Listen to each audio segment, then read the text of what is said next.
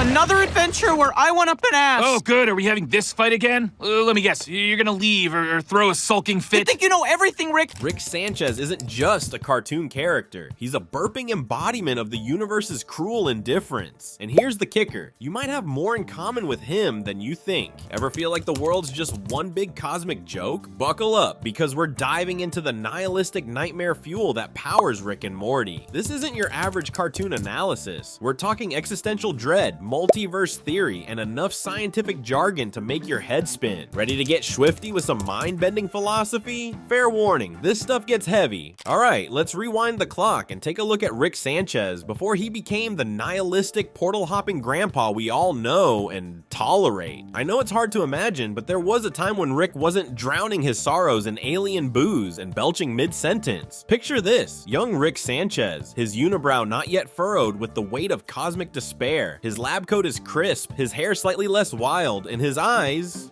well, they actually have a spark of hope in them. Weird, right? This version of Rick was smart and idealistic, believing that science could fix everything. World hunger, diseases, you name it. So what made young Rick tick? Well, he had some seriously lofty goals. We're talking unify the galaxy kind of lofty. And here's the kicker. Rick wasn't a lone wolf back then. He was part of a community of brilliant scientists, all working towards making the universe a better place. He even had, wait for it, loved ones. Now, you might be wondering why Rick was so gung-ho about saving the world. From what we can piece together, it seems like Rick genuinely believed that science was the key to solving all of humanity's problems. He saw a world full of suffering, inequality, and stupid people doing stupid things and thought, hey, I can fix this with my big old brain. But Rick's drive wasn't just about being a do-gooder. See, Rick had this idea that if he could solve all the big problems, he'd finally feel fulfilled, happy even. It's like he was trying to fill some kind of void inside himself by fixing everything around him. And for a while, it seemed like it was working. Young Rick was making breakthroughs left and right. He was respected in the scientific community and was well on his way to becoming the Rick Sanchez, savior of the universe. But we all know that's not how the story ends. So what happened? Well, that's the million-dollar question, isn't it? It's like Rick hit a wall. A big cosmic reality check kind of wall. Maybe he realized that for every problem he solved, two more popped up. Or maybe he stumbled upon some dark truth about the nature of the universe that shook him to his core. Whatever it wasn't just disappointing for Rick, it was earth-shattering. Imagine dedicating your entire life to a goal, believing with every fiber of your being that you can make a difference, only to have that belief completely obliterated. That's the kind of thing that can turn an idealistic scientist into a cynical, dimension-hopping alcoholic. And that's the tragedy of Rick Sanchez. He started out wanting to save the world, but ended up convinced that the world isn't worth saving. It's like he took the hero's journey, but instead of returning with the elixir, he came back with a flask of interdimensional liquor and a screw-it-all attitude. Alright, so we've seen young Rick at his peak, full of hope and sciencey dreams, but you know how it goes. What goes up must come down, and boy, did Rick come crashing down hard. Let's talk about Rick's first major setback. Picture Rick in his prime, working on what he thought would be his crowning achievement, the big experiment to end all experiments. He was sure this would solve everything from world hunger to male pattern baldness. But here's the thing, it didn't just fail, it failed spectacularly. We're talking explosions, lab equipment flying everywhere, and a singed unibrow. It was like a fireworks show gone wrong, leaving behind a mess of smoke and disappointment. And you know what's worse than one massive failure? A whole string of them. It was like Rick was building this massive house of cards, with each card representing a groundbreaking scientific theory. He'd get so close to finishing, only to watch the whole thing come crashing down. And with each collapse, a little bit of Rick's faith in science crumbled too. So what's a genius supposed to do when his brilliant ideas keep blowing up in his face? Well, in Rick's case, he decided to get acquainted with his new best friend, alcohol. Yep, this is where Rick's love affair with the bottle begins. But here's the real kicker. These failures weren't just setbacks. They were the first dominoes in Rick's journey towards full-blown nihilism. With each experiment that went sideways, Rick's belief in the power of science to change the world started to crumble. It's like he was playing a cosmic game of Jenga, and each failure was another block pulled from the tower of his idealism.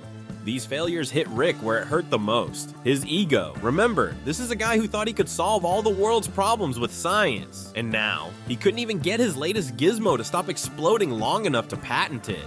It's like watching a superhero lose their powers, except instead of flight or super strength, Rick was losing his faith in science and, more importantly, in himself. Each failure chipped away at his confidence, leaving him questioning everything he thought he knew about the universe and his place in it. And let's not forget about Rick's scientific peers. You know those montages in movies where the hero goes from being on top of the world to rock bottom? That was Rick's life, except instead of newspaper headlines, it was scientific journals. And instead of adoring fans, it was confused and concerned colleagues. But here's the real tragedy. With each failure, Rick wasn't just losing faith in his abilities. He was losing faith in the very idea that anything matters at all. It's like he was peeling back the layers of the universe, only to find that at its core, there was nothing. No grand purpose, no cosmic plan, just an infinite void of meaninglessness. So, we've seen Rick's scientific dreams crumble, but that's nothing compared to what comes next. Ever wonder why Rick seems so reluctant to form close bonds with anyone? Well, get ready for a masterclass in betrayal, Rick Sanchez style. Remember how Rick had friends and colleagues he worked with?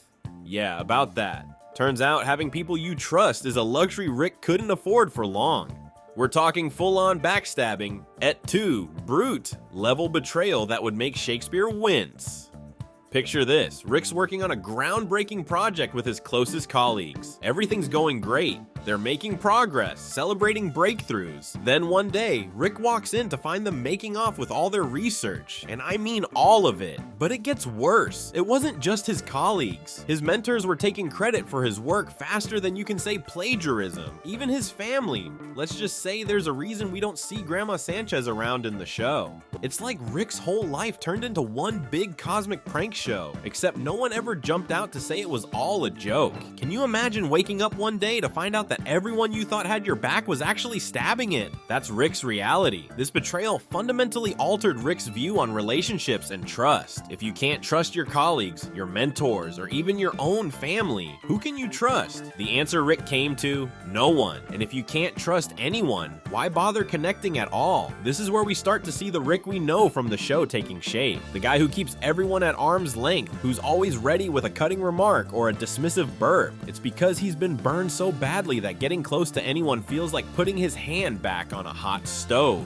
And remember, this betrayal happened right after Rick's string of scientific failures. So now we've got a Rick who's not only scientifically disillusioned, but emotionally scarred too. Each betrayal chipped away at his trust, like sand eroding a cliff face. His willingness to open up, to be vulnerable, to believe in the goodness of others. All of it crumbling away. This is the point where Rick probably started to develop his I don't need anyone attitude. Why risk getting hurt again when you can just shut everyone out? It's a pretty bleak outlook, but can you blame him? In Rick's mind, he's just being realistic. He's seen the worst that people can do, and he's decided he wants no part of it. But here's the real kicker. Even with all this betrayal, Rick doesn't completely shut down. Instead, he channels all that pain and disappointment into his work, because if there's one thing Rick can still trust, it's science. Sure, it's let him down before, but at least it doesn't have ulterior motives. Science is cold, hard facts. And for Rick, that becomes a comfort.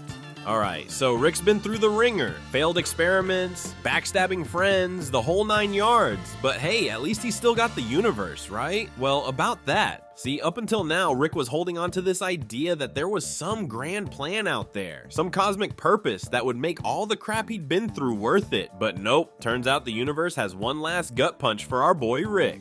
Rick finally cracks interdimensional travel. He's bouncing from reality to reality, thinking he'll find that perfect world where everything's okay. But every reality he visits, just as messed up as the last one. Sometimes worse. Imagine a world where everyone communicates exclusively through burps, or a dimension where chairs sit on people. It's like a cosmic horror show on repeat. And here's the real mind bender. In all these infinite realities, nothing matters at all, ever. Think about it. You cure cancer in your world? Great, but there are infinite worlds where you didn't, or where cancer never existed in the first place. Every choice you make, every person you meet, there's a dimension where the opposite happened. It's like playing the world's most depressing game of cosmic bingo, where every card is a loser and the prize is existential dread. For Rick, this cosmic revelation hits hard. If infinite realities exist, what's the point of trying to change anything?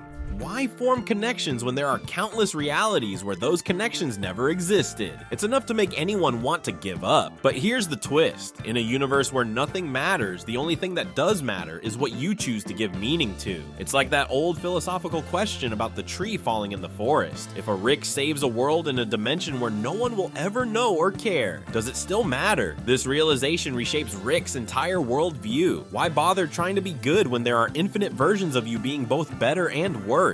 Why not do whatever the hell you want? Why not turn yourself into a pickle just to get out of family therapy? In a meaningless multiverse, absurdity becomes the only sane response. And for Rick, that means treating the whole cosmos as his personal playground, dragging his grandson on insane adventures, and generally not giving a crap about consequences. Because when faced with the vast, uncaring infinity of existence, sometimes all you can do is drown your sorrows in some interdimensional cable and whatever alien booze you can get your hands on. And honestly, can you blame him? So Rick's got one last trick up his lab coat sleeve, the portal gun. It's his ultimate invention, but ironically, it's also the final nail in the coffin of his hope. This thing doesn't just let Rick hop between dimensions. It's like a double-edged sword that confirms every depressing thing he's learned about how meaningless existence is. Think about it. For every choice you make, there's a reality where you made the opposite choice, and both are equally pointless in the grand scheme of things. It's enough to make anyone want to drown their sorrows in some interdimensional booze. But wait, it gets worse. Rick can't even enjoy being the smartest guy in the universe anymore. In infinite realities, there are infinite Ricks who also invented the portal gun. Talk about raining on your own parade. So what's a genius scientist supposed to do with this cosmic middle finger of an invention? Well, if you can't beat the universe at its own game, might as well go all in on the absurdity. And by go all in, I mean drink yourself stupid and drag your grandson on increasingly dangerous adventures. The portal gun becomes more than just a cool sci-fi gadget. It's a constant reminder to Rick that everything is meaningless. Every time he uses it, he's basically giving the finger to the concept of importance itself. Hey universe, I know you don't care, so watch me do whatever the hell I want. And that's how we get the Rick we meet in the show's pilot. The cynical, booze-soaked grandpa who burps his way through the multiverse, not giving a single interdimensional rat's behind about consequences. Because hey, if nothing matters, why not turn yourself into a pickle to avoid family therapy? But here's the thing, even with all this nihilism, Rick keeps going on adventures. He keeps inventing stuff, he keeps interacting with his family, sort of. It's like he's trapped between knowing nothing matters and still being human enough to kinda care sometimes. Maybe that's the real tragedy of Rick. He's smart enough to see the meaninglessness of everything, but he can't quite shake off his humanity entirely. So he's stuck in this loop of caring and not caring, drowning his feelings in alcohol and adrenaline-fueled dimension hopping. In a weird way, the portal gun becomes Rick's coping mechanism. Can't deal with your feelings? Hop to another dimension. Don't like the consequences of your actions? There's probably a reality where you made a better choice. Just go there instead. It's the ultimate escape hatch for a guy who's seen too much of the universe's dirty laundry. So there you have it, folks. Rick Sanchez's journey from starry-eyed scientist to a brilliant mind trapped in a cycle of cosmic despair. Pretty wild, right? That's what makes Rick and Morty so dang interesting. Next time you're watching Rick stumble through some crazy adventure, remember you're seeing a man who's glimpsed too much of the multiverse's harsh truths. But hey, maybe there's a silver lining to our own cluelessness. In an infinite multiverse, ignorance might just be bliss. So next time life's got you down, ask yourself, are we all just Ricks in the making, battling our own demons of meaning? At least we're not the Rick who knows it all doesn't matter. Now that's a real bummer.